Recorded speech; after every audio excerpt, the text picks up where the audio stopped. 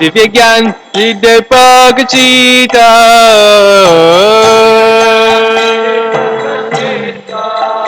दिव्य ज्ञान हृदय प्रकाशिता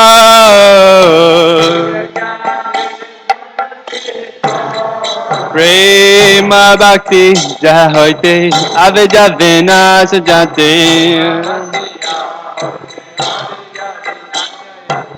प्रेम भक्ति जहाँ होते आवे जावे नाश जाते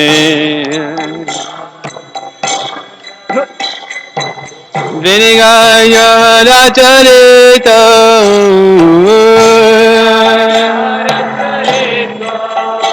विनिगाय राचरितो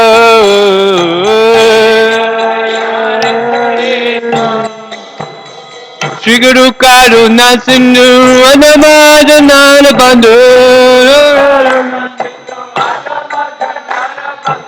Shri Guru Karuna Sindhu Anamajanana Bandhu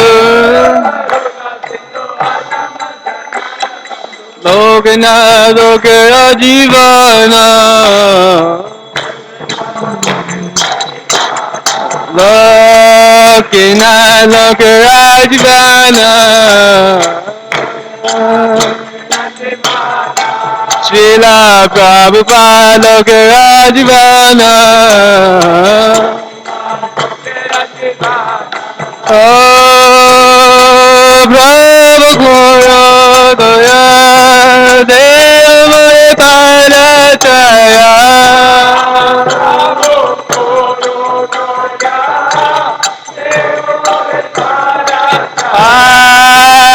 Prabhu Guru Daya Deva Parataya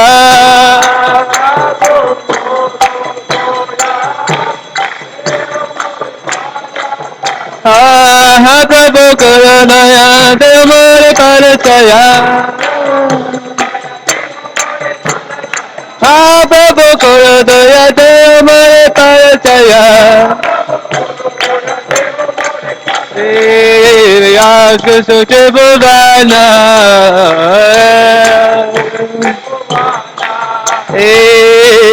ISKCON Bhavana Shila Guhat Patita Bhavana Jaya Prabhupada Prabhupada Prabhupada Jaya Prabhupada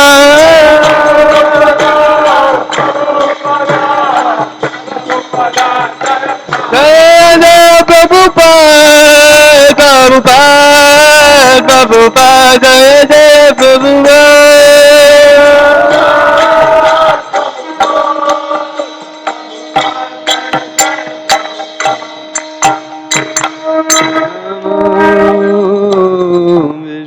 Padaya Krishna Prestaya Bhutale Srimate Bhakti Vedanta Swami Iti Namine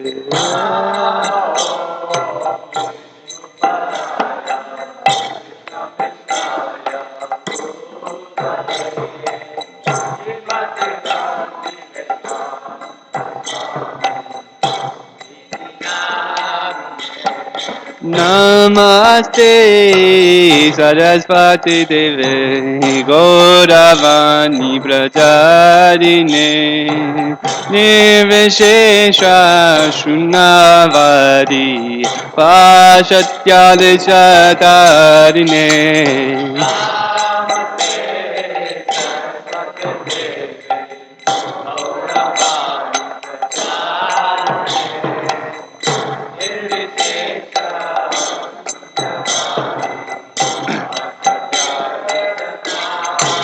Jaya Shri Krishna Chaitanya Prabhu Nityananda Shri Advaita Gadadhar Srivasadi Gaura Bhakta Vrinda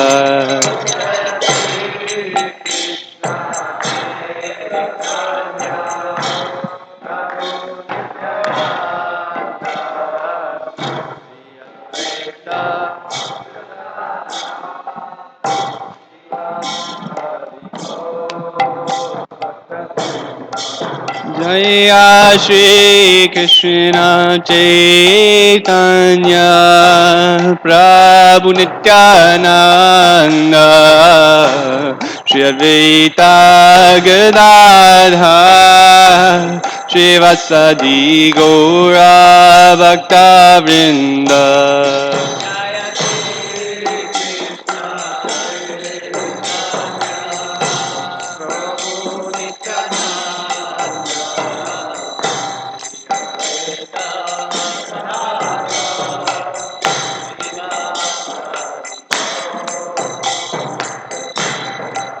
Jaya Shri Krishna Chaitanya Prabhu Nityananda Shri Advaita Gadadhar Shivasadi Gaura Bhakta Vrinda. Jaya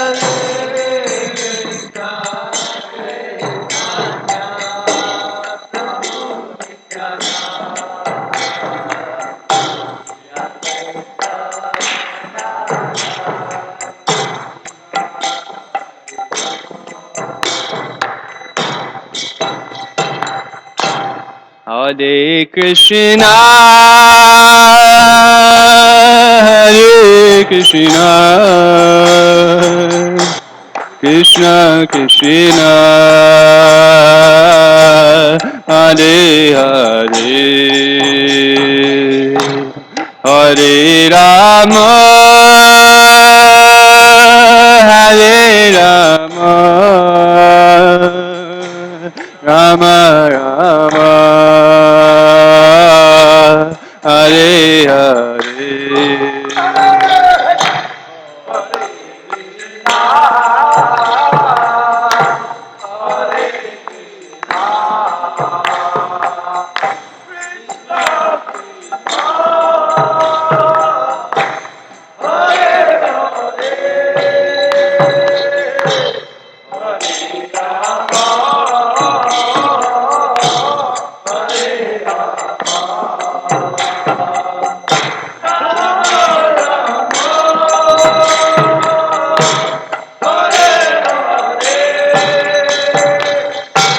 Hare Krishna,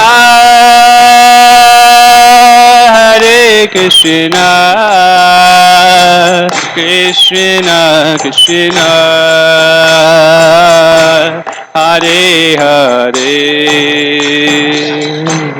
Hare Rama, Hare Rama, Rama Rama, Hare Hare.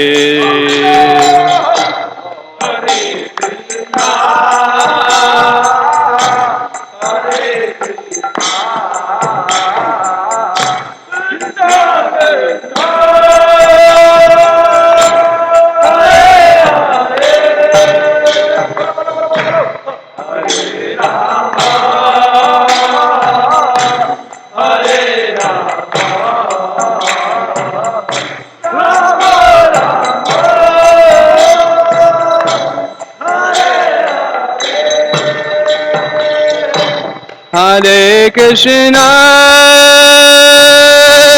Hare Krishna, Krishna Krishna, Hare Hare, Hare Rama, Hare Rama, Rama Rama, Hare Hare.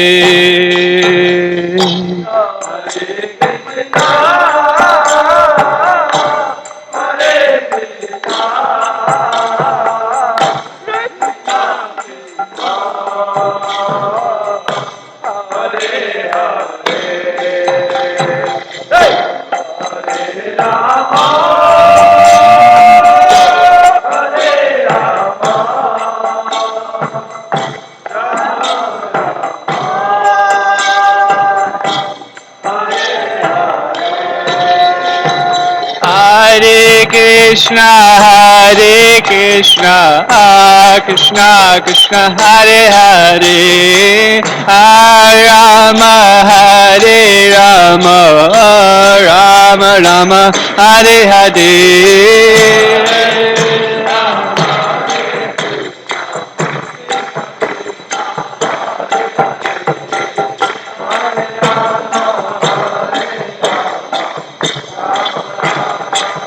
Hare Hare Krishna, Hare Krishna, Krishna Krishna, Hare Hare, Hare Rama, Hare Rama, Rama Rama, Hare Hare.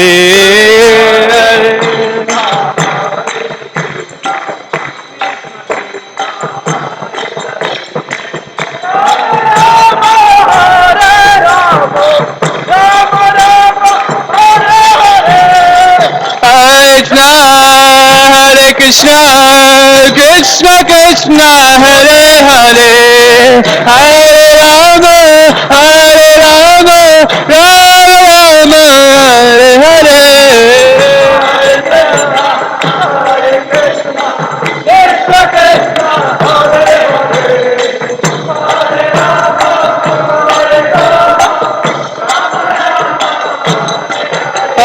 Krishna, Hare Krishna, Krishna Krishna, Hare Hare, Hare Rama, Hare Rama, Rama Rama, Hare Hare.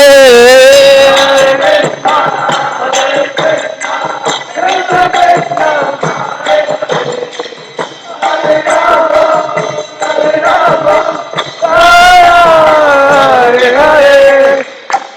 Hare Krishna, Hare Krishna, Krishna Krishna, Hare Hare, Hare Rama,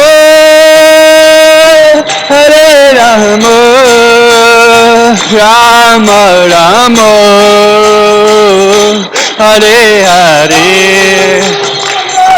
Hare Krishna,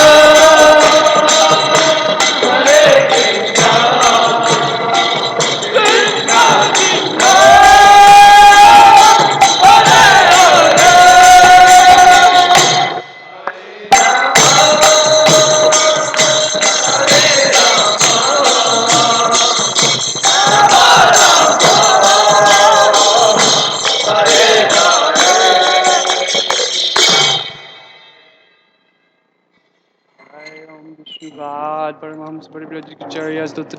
Srimad Sri Bhakti Vedanta Swami Srila Prabhupada Ki Jai Om Vishnupad Paramahamsa Parivrajakacharya Stotra Sri Srimad His Divine Grace Srila Bhakti Siddhanta Saraswati Goswami Maharaj Prabhupada Ki Koti Vaishnava Vrinda Ki Namacharya Shri Haridas Thakur Ki Prem Seko Shri Krishna Chaitanya Prabhu Nityananda Shri Advaita Gadadhar Shiv Sari Gaura Bhakta Vrinda Ki Shri Shri Radha Krishna Gopu Gopinath Sham Kunara Kun Giri Govardhan Ke Brajbhuma Shiva Nam Nam Ke Mayapur Nam Ram Ke Gangamaya Munamaya Ki Samaveta Bhakta Vrinda Ki Transcendental Book Distribution again Nitai Gaur Premanandi All glories to assembled devotees All glories to assembled devotees All glories to assembled All glories to Sri Sri Guru and Sri Gauranga.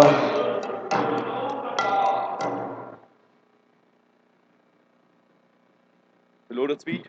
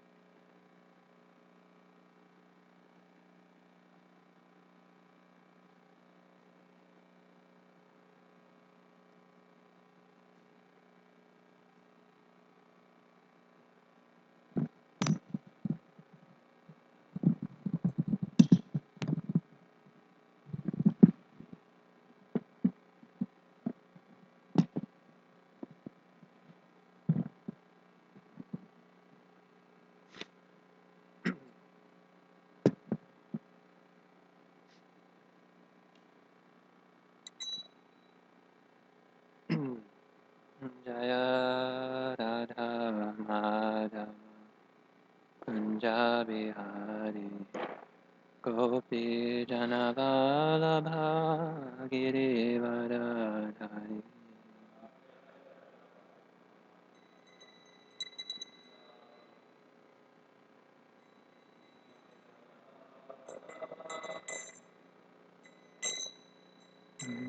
Jaya Radha Madhava Kunja Vihari Gopi Janavalabha Girivaradhari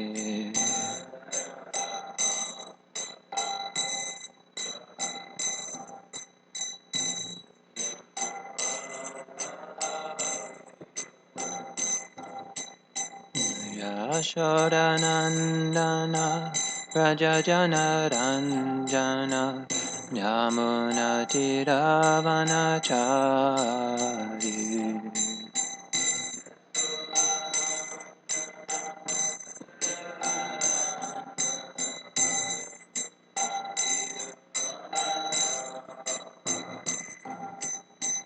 Yashodanandana Prajajana Ranjana Yamuna Tiravanachari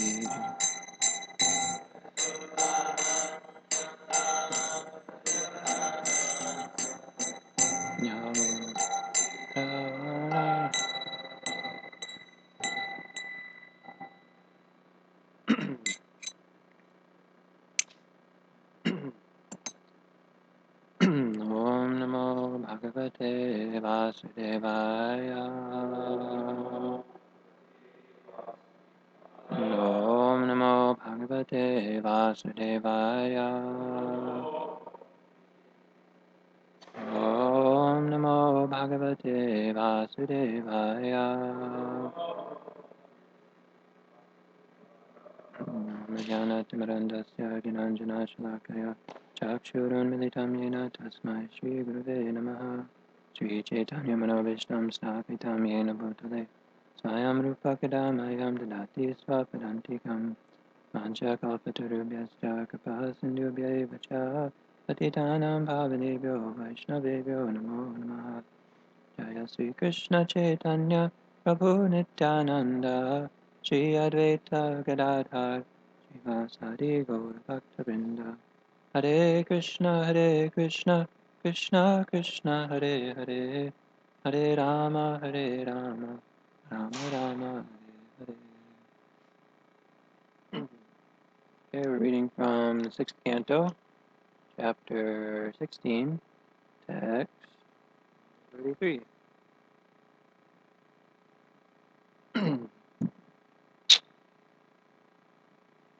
Navyabhicharatita veksha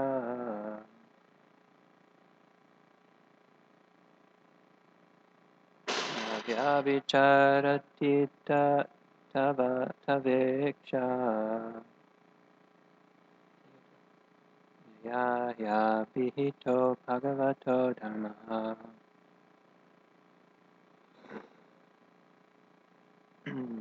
Sthirachara sattvakadambeshu Apritagyo yamupasate dvayaha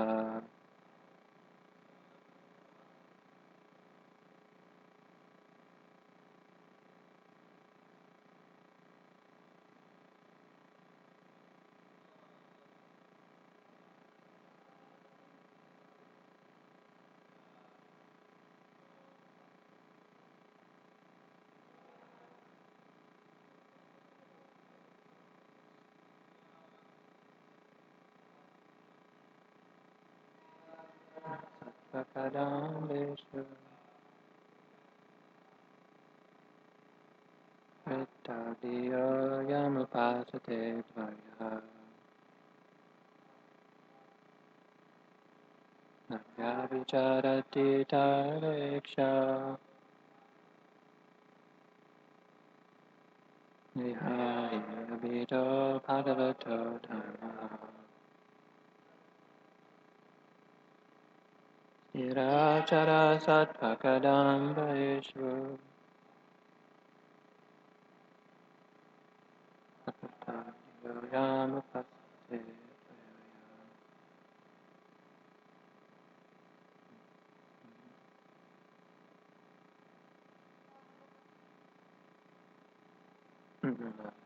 Vichadati Deviksha Dayaya Mito Bhagavato Dharma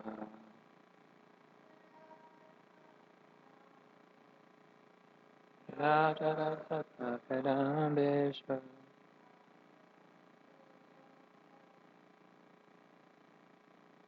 Akatavyo Yamapasate Na Not Vyabhicharati fails Tava your Iksha outlook Kaya by which he indeed Abhihitaha declared Bhagavataha in relationship with your instructions and activities. Dharmaha religious principle. Sthira non-moving. Jara moving. Sattva Kadambeshu among the living entities. Aprataktiyaha who do not consider distinctions. Yam which pasate follow.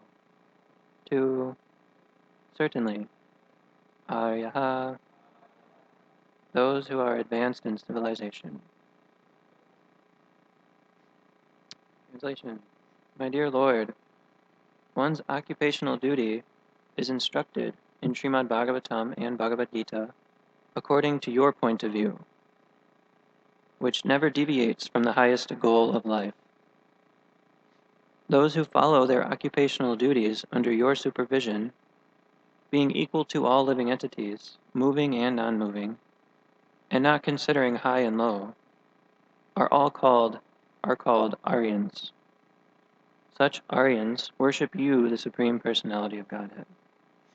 Purport. Bhagavad Dharma and Krishna Katha are identical. Sri Chaitanya Mahaprabhu wanted everyone to become a guru and preach the instructions of Krishna everywhere, from Bhagavad Gita, Srimad Bhagavatam, the Puranas, Vedanta Sutra, and similar Vedic literatures. Aryans, who are advanced in civilization, follow Bhagavad Dharma. Prahlad Maharaj, although merely a child of 5 years, recommended Komara Acharat Pragyo Dharman Bhagavataniha Durlabham Manusham Janma Tadapyadruvam Artadam. Prahlad Maharaj preached Bhagavad Dharma among his classmates as soon as an opportunity was afforded by the absence of his teachers from the classroom. He said that from the very beginning of life, from the age of 5, children should be instructed about Bhagavad Dharma, because the human form of life, which is very, very rarely obtained, is meant for understanding this subject. Bhagavad Dharma means living according to the instructions of the Supreme Personality of Godhead. In Bhagavad Gita, we find that the Supreme Lord has arranged human society in 4 social divisions, namely Brahmana, Kshatriya, Vaishya, and Shudra.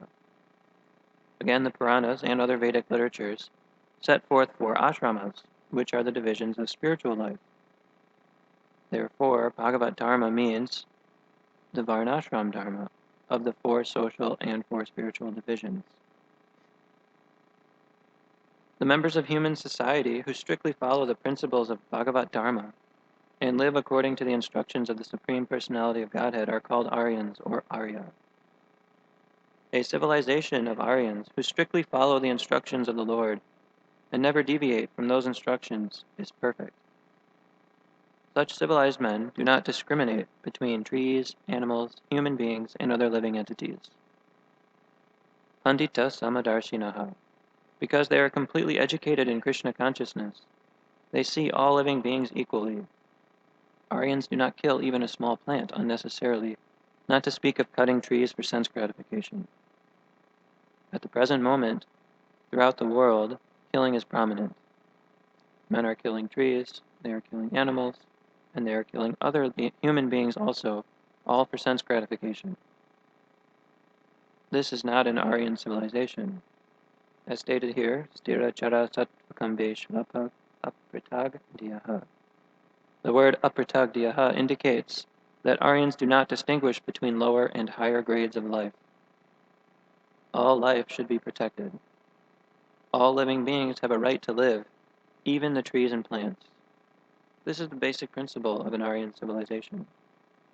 Apart from the lower living entities, those who have come to the platform of human civilization should be divided into society of Brahmanas, Kshatriyas, Vaishyas, and Shudras. The Brahmanas should follow the instructions of the Supreme Personality of Godhead as stated in Bhagavad Gita and other Vedic literatures. The criterion must be guna and karma. In other words, one should acquire the qualities of a Brahmana, Kshatriya, Vaishya, or Shudra and act accordingly. This is the civilization accepted by the Aryans. Why do they accept it? They accept it because they are very much eager to satisfy Krishna. This is perfect civilization. Aryans do not deviate from the instructions of Krishna, nor do they have doubts about Krishna. But non-Aryans and other demoniac people fail to follow the instructions of Bhagavad Gita and Srimad Bhagavatam. This is because they have been trained in sense gratification at the cost of other living entities. Nunam pramataha kurute vikarma. Their only business is to indulge in all kinds of forbidden activities for sense gratification. Yad indriya pritaya aprinoti. They deviate in this way because they want to gratify their senses. They have no other occupation or ambition. Their method of civilization is condemned in the previous verse. Kakshimo nija parayo kiyan vartasvapara gruha dharmena. What is the meaning of a civilization that kills oneself and others? This verse, therefore, advises that everyone become a member of the Aryan civilization and accept instructions of the Supreme Personality of Godhead. One should conduct his social, political, and religious affairs according to his instructions. We are spreading the Krishna consciousness movement to try to establish a society the way that Krishna wants it. This is the meaning of Krishna consciousness. We are therefore presenting Bhagavad Gita as it is and kicking out all kinds of mental concoction. Fools and rascals interpret Bhagavad Gita in their own way. When Krishna says, Manvana bhava madbhakto madhyaji mam namaskuru, always think of me, become my devotee, worship me, and offer your homage unto me, they comment that it is not to Krishna to whom we must surrender. Thus they derive imaginary meanings from Bhagavad Gita. The Krishna consciousness movement, however, strictly follows Bhagavad Dharma, the instructions of Bhagavad Gita and Srimad Bhagavatam, for the complete welfare of human society. One who misinterprets Bhagavad Gita, twisting out some meaning for his sense gratification, is a non-Aryan. Therefore, commentaries on Bhagavad Gita by such persons should be immediately rejected. One should try to follow Bhagavad Gita as it is. In Bhagavad Gita 12:6-7, Lord Sri Krishna says, Ye tu sarvani karmani mayi sanyasya matparaha ananyena eva yogena mam dhyayantavu upasate deshamaham samudharta mrityu samsara sagarat avami nacharat parta maya veshita chetasam. Quote, for one who worships me, giving up all his activities unto me, and being devoted to me without deviation, engaged in devotional service, and always meditating upon me, who has fixed his mind upon me, O son of Pritha, for him I am the swift deliverer from the ocean of birth and death.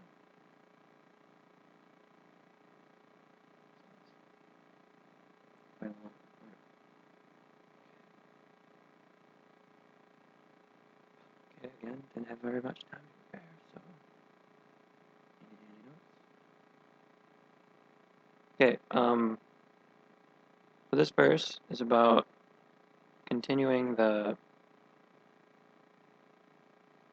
theme of Bhagavad Dharma. What is Bhagavad Dharma? Yesterday's verse compared Bhagavat Dharma with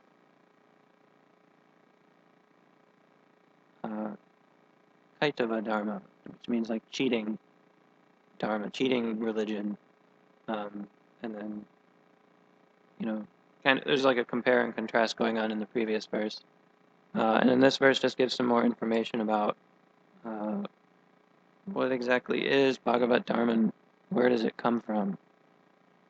So Bhagavat Dharma, here, according to the verse, it says that it comes from Krishna. It comes from the instructions of Krishna in the Bhagavad Gita and the Srimad Bhagavatam.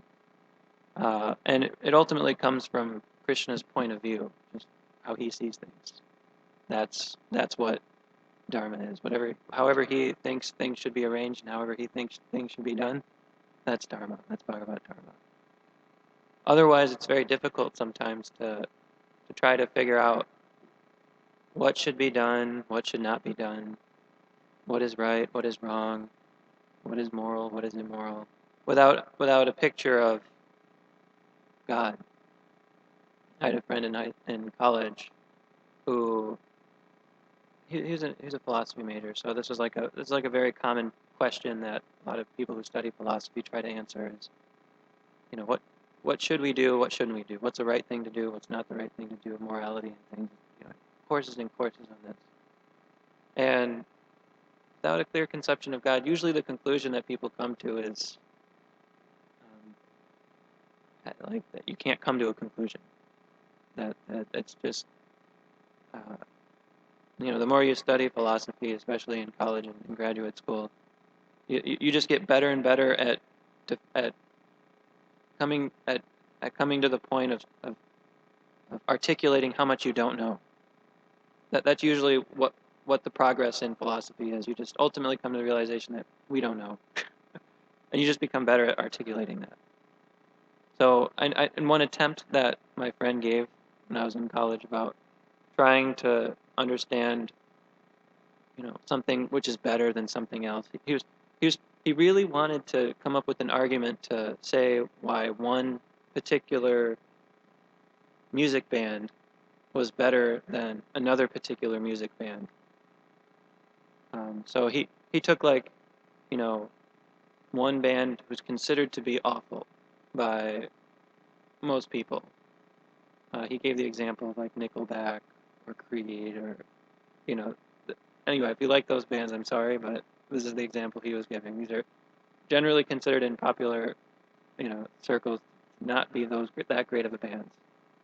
And then he compared those bands with bands like Radiohead, which is generally considered to be like a more, like, it's like a better band. And he really wanted to prove that Radiohead was just absolutely better than these other bands, philosophically. But it wasn't such an easy task to do. He started with the argument that, okay, well, I know people who started liking Nickelback and Creed, but then later they ended up starting liking Radiohead. So therefore they kind of like evolved their taste to liking like a more sophisticated band. But then he reasoned that I've never heard of anybody who liked Radiohead, but who ended up after, refining their taste or whatever, going back to liking Nickelback or Creed. So this was his argument to say that, okay, Radiohead is better than these other bands.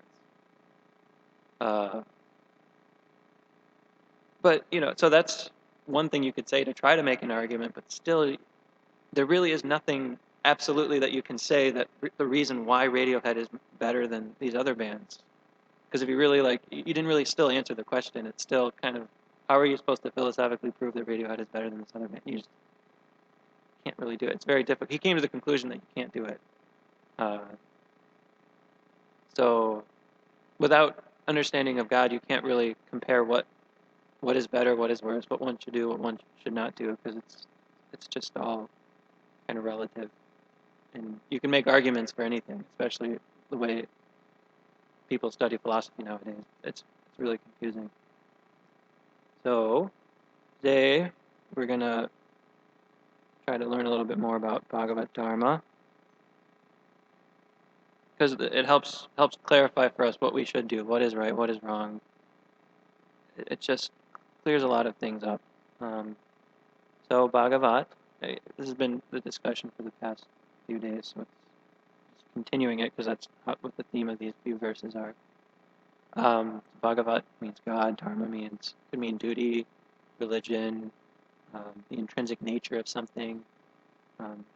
Dharma could mean, and Dharma includes like a lot of different meanings. And then we've been given so many definitions of Bhagavat Dharma in the previous verses and this verse. So the previous verse talked about Bhagavat Dharma being a process of religion enunciated by pure devotees. That's one definition. Another definition is it's following the orders given by the Supreme Lord. It's believing in God and surrendering to Him. That's another definition of Bhagavat Dharma. Researching how everything is connected with Krishna. Another way how Bhagavat Dharma was defined. And it means service as an eternal servant of Krishna.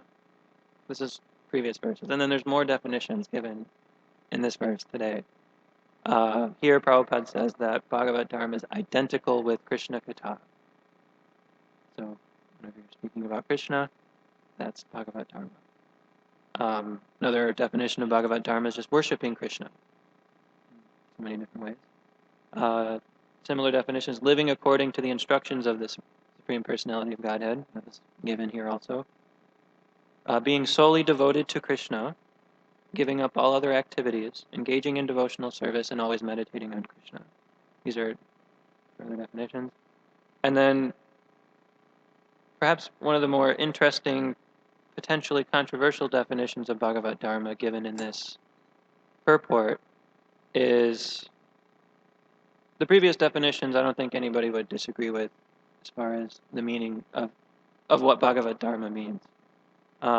But potentially controversial idea of what Bhagavat Dharma is was given here by Prabhupada. Prabhupada says Bhagavat Dharma means the Varnashram Dharma of the four social and spiritual divisions. So this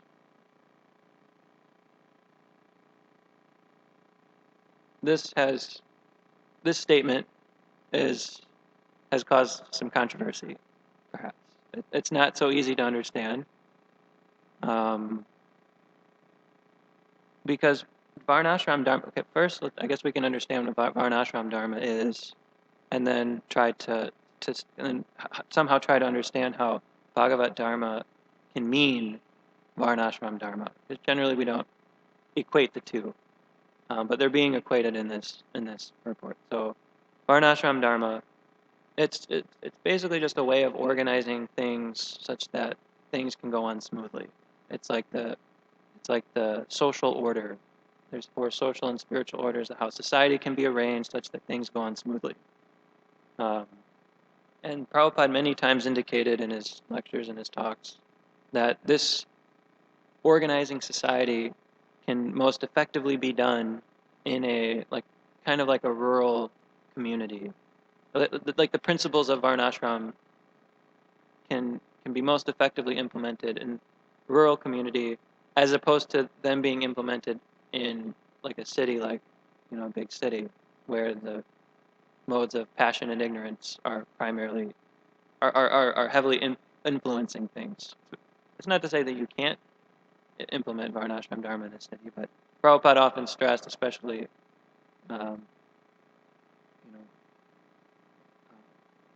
later in the 70s, stressing the idea of Varnashram Dharma, and particularly establishing like farm communities in order to as like a vehicle to be able to establish Varnashram Dharma. So the way Prabhupada connects the two in this verse is that one that I don't think anybody would argue with is that Bhagavat Dharma means following the orders of Krishna. That's like a given. That's like an axiomatic truth.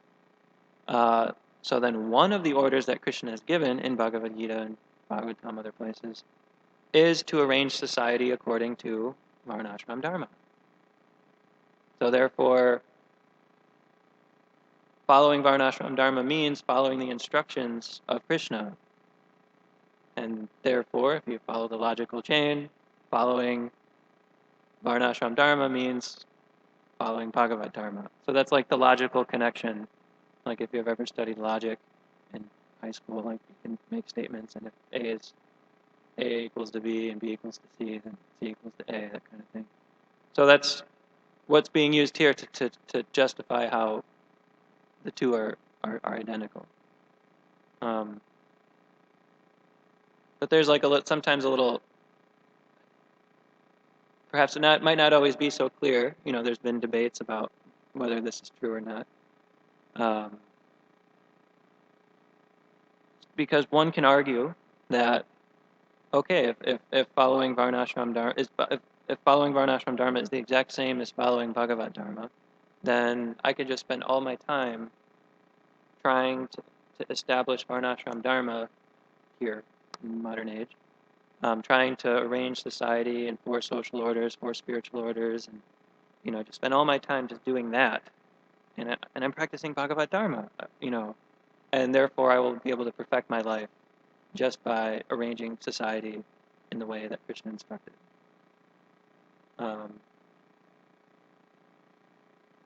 And some devotees say that doesn't make sense, because what about all the other things like chanting and reading and hearing, other activities of devotional service, like, because if they're the same, then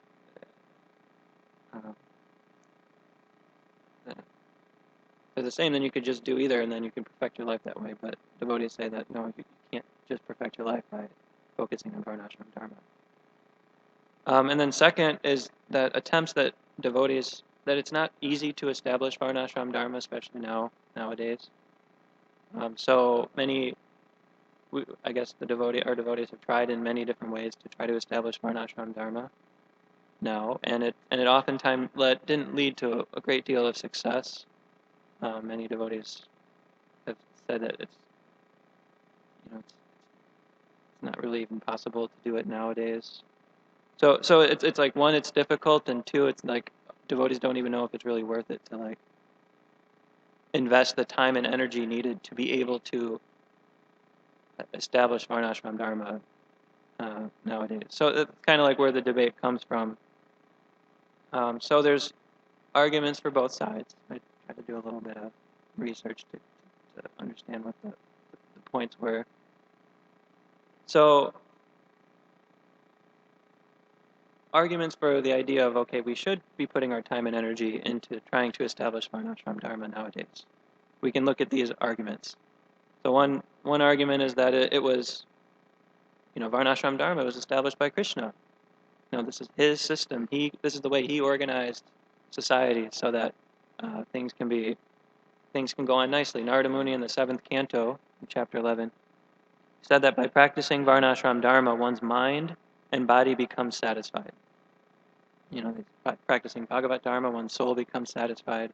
By practicing Varnashram Dharma, one's mind and body become satisfied. And one can become free from material distress. This is like the benefits of practicing Varnashram Dharma nicely. And in fact, Narada Muni also referred to Varnashram Dharma as being Sanatana Dharma. He actually referred to that in the 11th chapter of the 7th canto.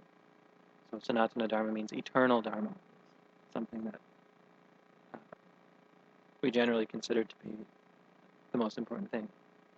So that's one idea, is that Krishna system. Another is that it's been supported by our previous acharyas. Their previous acharyas support the idea of establishing Varnashram Dharma. Prabhupada spoke a lot about it. Bhaktivedanta spoke a lot about it. Even Bhaktivinoda Thakur, he wrote a letter one time to Srila Bhaktisiddhanta Saraswati Thakur, stating that because you are trying to establish Daivi Varnashram, you are blessed. This is real service to the Vaishnavas. This is real preaching. So even Bhaktivinoda Thakur has supported the idea of trying to establish Varnashram Dharma. Daivi Varnashram, God-centered Varnashram. And then Prabhupada, in our movement, Prabhupada had so many instructions about establishing Varnashram now. In fact, he didn't speak about it as much when he started, but as time went on, he started to speak about it more and more. Because the idea was that one time devotees asked Prabhupada, aren't we transcendental to Varnashram Dharma? Like, seems like it's just like a material social order thing. Aren't we transcendental to it because we're devotees? And then Prabhupada said, are we?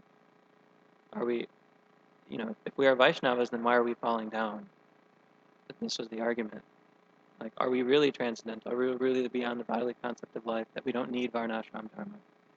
Um, so, therefore, it seemed like Prabhupada was wanting to have build some kind of foundation for having a peaceful life, to be able to practice Krishna consciousness, or having like a safety net, as they say, so that at least you're still within Krishna's system if you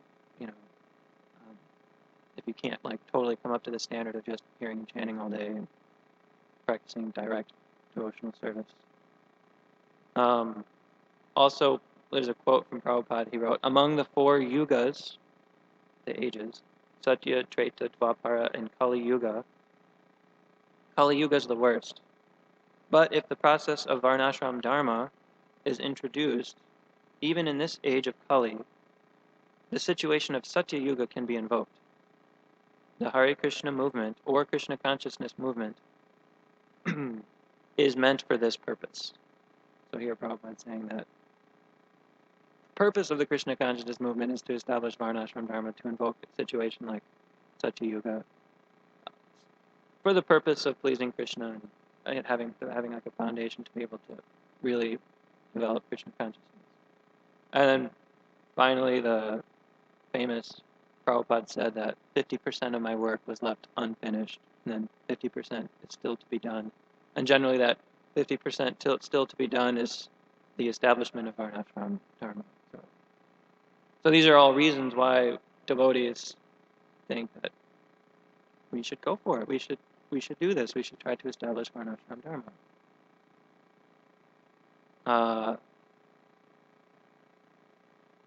More reasons, I guess. It's conducive for spiritual advancement while simultaneously performing one's prescribed duties, because not everybody has sufficient, like, sukriti or whatever from previous lives to be able to just engage in hearing and chanting all day. They have to act. They have to do something according to their nature. So by establishing Varnashram Dharma, it can be considered to be very merciful, and it can give everyone an opportunity to be somehow within the orbit of Krishna consciousness. So it's like that's another way. And then another argument is that Varnashram Dharma it's applicable anytime. It doesn't matter what time period is now, like including in the modern age, it's still applicable. In fact, one can argue that there really is no such thing as modern, like a modern age. Because we are eternal, everything is going on, it's just eternal. Just a matter of whether we accept it or not.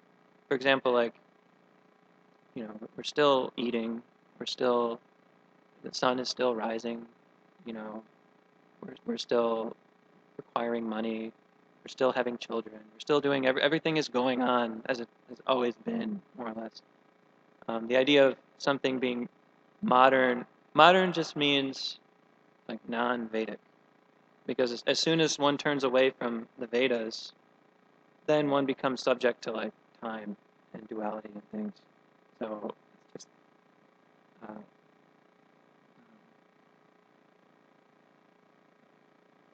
so the argument is that it doesn't matter that it's the modern age. We can still implement Varnashram Dharma.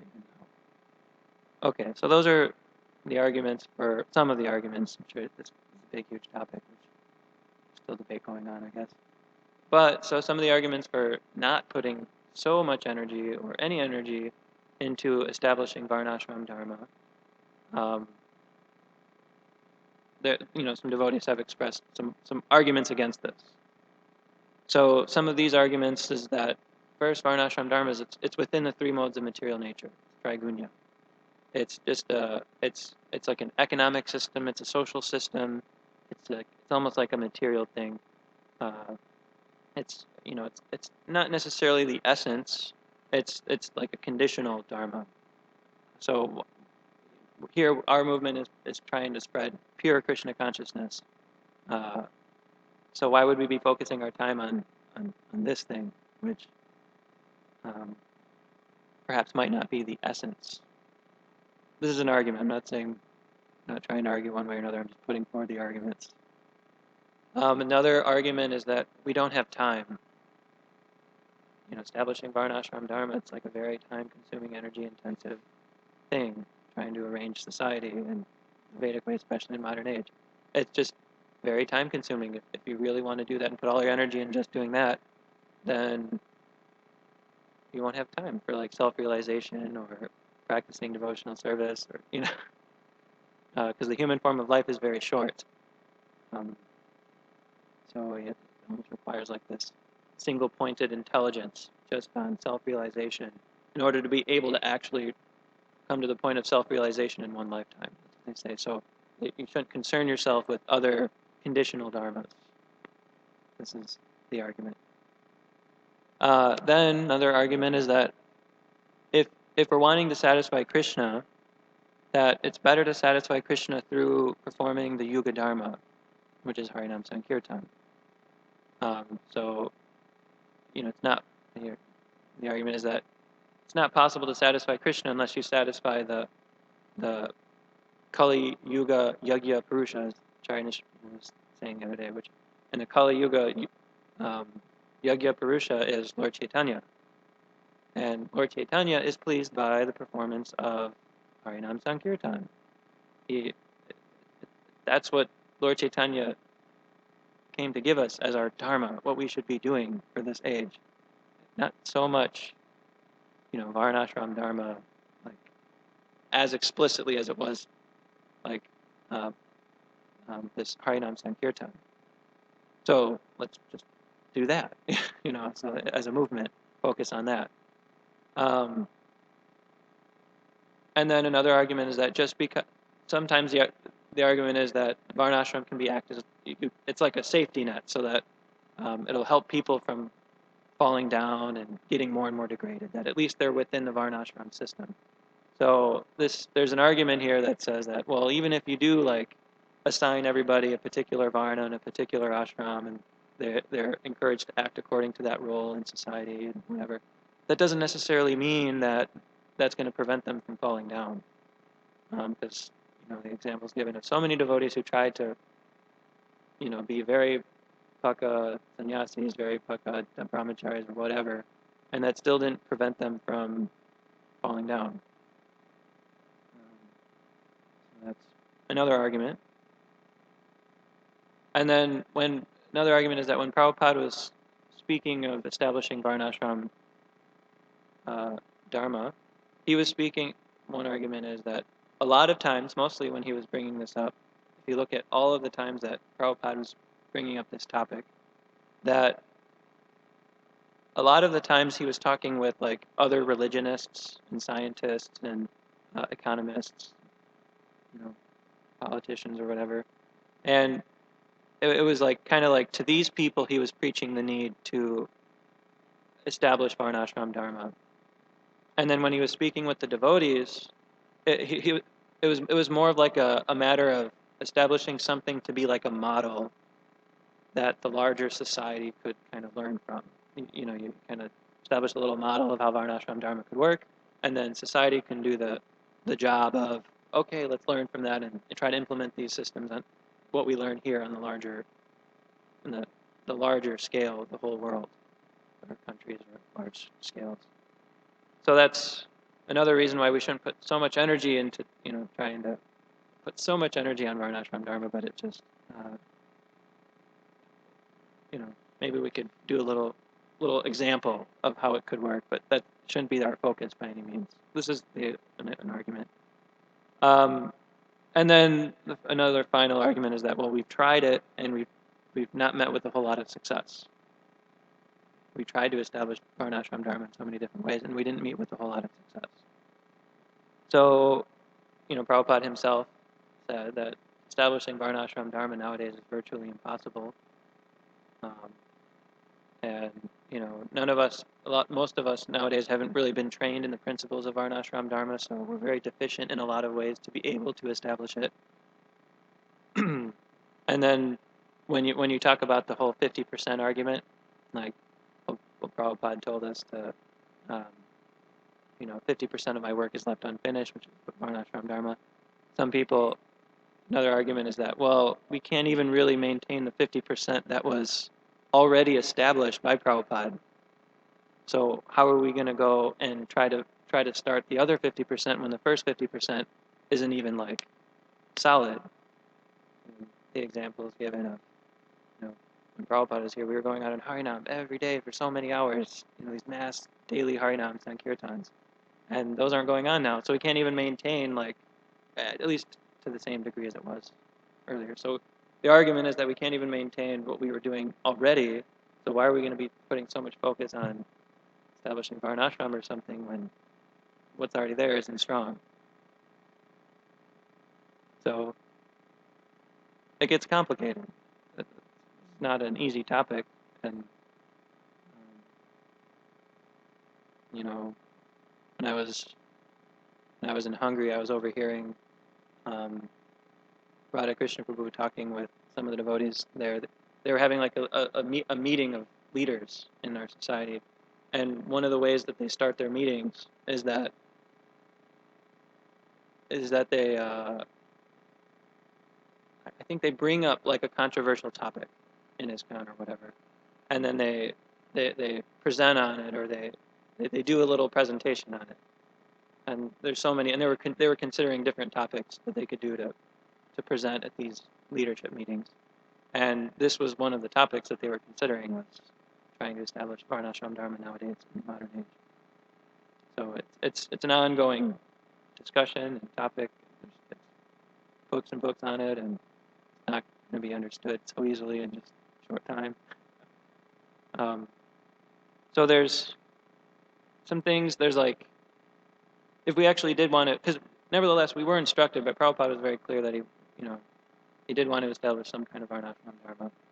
So devotees, they can respond to this in a number of different ways. One way is that, okay, let's, Prabhupada wanted it, let's drop everything and go move into the farm, move on to a farm. Let's, this is a very extreme point of view, which generally isn't encouraged. But some devotees have this like, oh, well, farm communities is really where it's at. We haven't put enough energy into there. Let's just, kind of take resources from projects that have already been developed and let's go full speed ahead to these farm projects.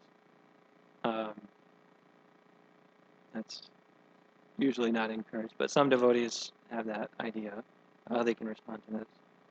And then another, like kind of the other extreme is, well, just forget the whole idea of Varnashram Dharma and just focus on self-realization. Just focus on doing Harinam Sankirtan and understanding the philosophy, and just kind of, not really think about or have any intention of worrying about Varnashram Dharma. You just focus on self-realization, and that's it. So that's kind of like the other extreme. And then there's some options which are kind of not as extreme, but somewhere in the middle. One is that, okay, yes, you should. One option is similar to the previous option of, just trying to become self-realized. But it's with the intention of not directly establishing Varnashram Dharma, but indirectly is trying to establish it. So the idea is that Prabhupada said that devotees are meant to be like the Brahminical class of society. Like they're supposed to be the heads. So by developing Brahminical qualities, cleanliness, regularity, by preaching Bhagavad Dharma, by going out on book distribution, by doing the Yuga Dharma Parinam Sankirtan, trying to become a pure self-realized soul, then you can actually have the power to be able to influence people. And then by doing it's like Harinam Sankirtan or book distribution, then it increases the piety of the mass of people, so that they'll want to elect Krishna conscious leadership. And then that Krishna conscious leadership will then try to arrange Varnashram Dharma in larger society. So as far as how we're going to try to establish Varnashram Dharma, it's a matter of kind of doing what we've more or less been doing, Harinam books and everything. But we're not the ones directly using our intelligence and things to establish it, but we indirectly try to influence society to be able to do that. So that's another way that it can be done. And then finally, the other way is that, which is less extreme, is that those who have that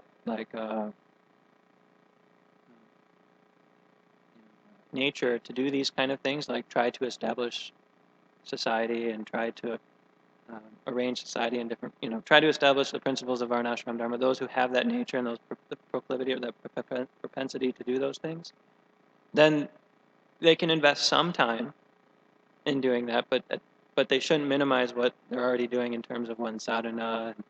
And we should make sure first that the current preaching projects are strong and that we don't take the resources from the current centers and the current projects to be able to establish the Varnashram Dharma somewhere else.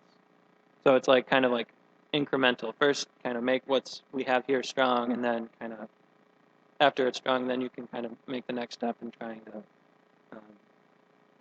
establish Varnashram Dharma in some way. So these are kind of different ways that devotees have gone about trying to follow this instruction of Prabhupada and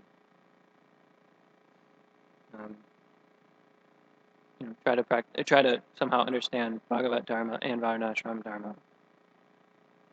Okay, so what I prepared today. Is there any discussion on this? I know it could be a very long discussion. I just try to keep it very short.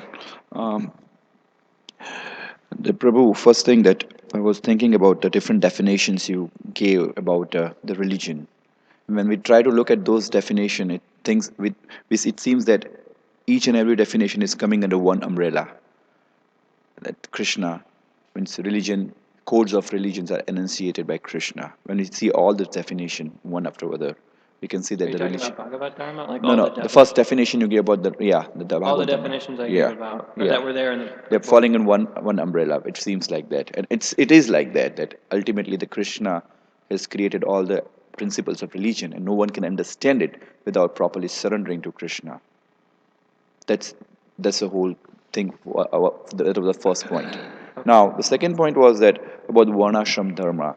That Prabhupada, when he came to USA, means he doesn't have too much of time to spread Varnashram Dharma. He needs it, but the emergent thing at that time was give Harinam. And when ultimately when people are progressed and they become paka in their sadhana and everything, and then they can understand the importance of the human form of life, that they should not waste by having a unlimited sense gratification, following four regulatory principle, getting married. So that was the whole plan for Prabhupada. But the thing is that there was no time to do all this thing, because do all this thing require a lot of time. So he just started Harinam. He tried to purify by giving the holy name. And the moment the people start get purifying, they start understanding that there's something more than this. There's something more than this. There's something more than this. There's something more than this. So that's how the whole society get built up. That was, you can correct me afterwards. There are some points. And the thing is that Prabhu, only Varnashram Dharma, establishing Varnashram Dharma as it is, it doesn't help, because there is a verse in Bhagavatam, Ya Esham Purusham Shakshat Atma Prabhavam Ishwaram Na Bhajanti Avajananti Stanat Bhrashta Patyanta Ada. That if person only try to maintain his social position in four Varna and Ashrama, but he does not devote himself to the loving service of God, then he will definitely fall down. So Prabhupada did recommend Devi Varnashram Dharma at one point. But the process of Varnashram Dharma was to transcend about it, to ultimately make the people understand that holy name, Krishna, is the ultimate source of everything. So that was the whole viewpoint of establishing Devi Varnashram Dharma. There was nothing else, that Krishna somehow stopped the people from enjoying unlimitedly and involving all the senses in service of Krishna. And the reason why Varnashram Dharma was established for the Grihastha life, because temporary means restricted sense enjoyment. That's restricted sense enjoyment and enable us or enable the Grihasthas to further progress in self-realization process. So definitely, Varnashram is not coming in three modes of nature. It's beyond three modes. If it is properly utilized, it goes beyond three modes. Yeah, that's the idea, is that the we're not trying to establish Varnashram. Generally, when Prabhupada refers to establishing Varnashram Dharma, he means Daivi Varnashram, which means arranging society in such a way that is pleasing to Krishna, which is the whole purpose of arranging society. Because he instructed us how to arrange the society, so the whole purpose is to please Krishna. So, right. So in that sense, it's important because Krishna says it is pleasing, to him. As far as Prabhupada coming over and starting Harinam first, he said some point about there's no time, or whatever, to establish Varnashram. I'm just remembering what Hanumat Prashak Maharaj said when he was here. He said that when Prabhupada came, started the Krishna consciousness movement, he first started the Varnashram, then started, and he gave the example of, first he got people married, and then he implemented other things. But that's what Hanumat, or maybe that was the idea. I don't remember the exact quote. Maybe someone remembers more in detail than I do. But that was the idea: is that Prabhupada first, got people married, and then he then he had initiations. The point was that Varnashram it's in the three modes of nature. But you can correct, if the seniors can also correct me, it's beyond three modes, because if it applied properly, then it is beyond, above the three modes. Well, if there's no God in the center, like there's like materialistic Varnashram, which is you can still have the social orders and everything, but if there's no God in the picture, Krishna's not anywhere in the picture, then it is under the three modes of nature. It's not something that we want to establish. Okay. Luke.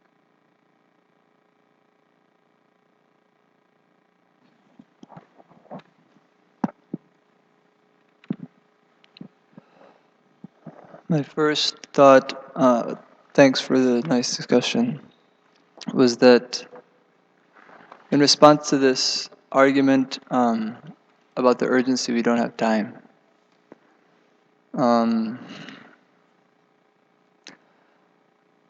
It seems like this was a mood perhaps appropriate when Srila Prabhupada was physically present because of his elderly age, and there was like a sense of wanting to accomplish something significant before his departure. But as you were mentioning, Prabhupada did give indications that he wanted us to try to develop like a more sustainable long-term vision, how the society of the Hare Krishna society would develop. And it just occurred to me that this mood that there's no time could either be genuine spiritual enthusiasm, like the devotee who's thinking, I don't even have a second to waste. So genuine spiritual enthusiasm could yield that mood of actually, I don't have time for anything material, only pure devotional service. But my impression is more often it would be false enthusiasm, utsahamai, this sort of artificial sense of excitement. Oh, I don't have any time to waste. But if we look at the individual behavior and the community behavior, so much time is being wasted. And why is that? Because we're not very carefully contemplating how to proceed in the most sustainable and progressive way. Then there was one other point I had. If you didn't want, do you want to share anything on that? No, go ahead. That was a nice point. The second point was that it seems, of course, from where we are now, trying to implement something even close to, or let's say trying to imagine how our current situation could ever look anything like Varnashram Dharma is really overwhelming. So then if one is thinking how to do everything all at once, it would be very complicated. But a lot of the actual tenets of the system of Varnashram Dharma are more like details meant to support these fundamental principles. Like you were saying, in the Brahminical class, there are certain qualities that the Brahmana is meant to cultivate. And the same is there with all the other classes of society. So I've done some thinking about it, just trying to kind of isolate fundamental principles to give like a clear sense of what, as individuals, we can work towards for ourselves, for the community. So what are the most important foundational principles within Varnashram Dharma? And of course the first, which Prabhupada set by his example, is Brahminical culture. And that, as its foundation, is sacrifice to the Supreme Lord, yajna. So on the one hand we have yajna and spiritual culture, means training, education, and practice. And then on the other side, for persons who are not yet at the point where they can wholeheartedly engage, they'll have some occupation. So then there's cow protection. We hear Krishna's the well-wisher of the cows and the brahmanas. So this occurred to me to be like the two most foundational values. That at least if a spiritual culture, at least if a community cannot be grounded in spiritual practice, at least it should be grounded in non-violence. So these two tiers of society, the one that's wholly dedicated to spiritual culture, and the other that's at least dedicated to non-violence, like sustainable, loving exchange between. Yeah, there will be persons who come to ISKCON and they won't be so fanatic about pure Krishna consciousness, which is fine. That's to be expected. Even a lot of people who got initiated in the first wave of ISKCON, you look at their trajectory in terms of involvement, they weren't actually that deeply committed to pure spiritual practice because it's just such a rare thing. So it occurred to me that like maybe an initial step in terms of establishing something like Varnashram society is really deeply meditating on this value of a non-violent culture, which is required in the mode of goodness, to bring people to the mode of goodness so they can transcend. So those stuck out to me as the two most kind of fundamental things, is for people who are ready for that, yajna, engage them in yajna, of course. But then for people who aren't, then we'll need people who are able to engage them in at least promoting a non-violent society, which cow protection, and animal protection, and healthy relationships. So anyway, those are just some thoughts to try to kind of, because it can be really overwhelming, but to simplify it down to the core values we hear in education, rather than trying to educate the behavior of a child or an individual, change the behavior, first address the values, And if you address the values, then automatically the behavior will change. So those are the two values that stuck out to me. Spiritual culture, or at least non-violent culture.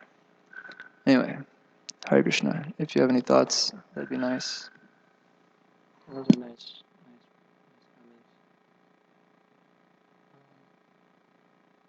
I don't have much to add. Is there anybody else who'd like to add anything to the discussion? Sorry, Nish.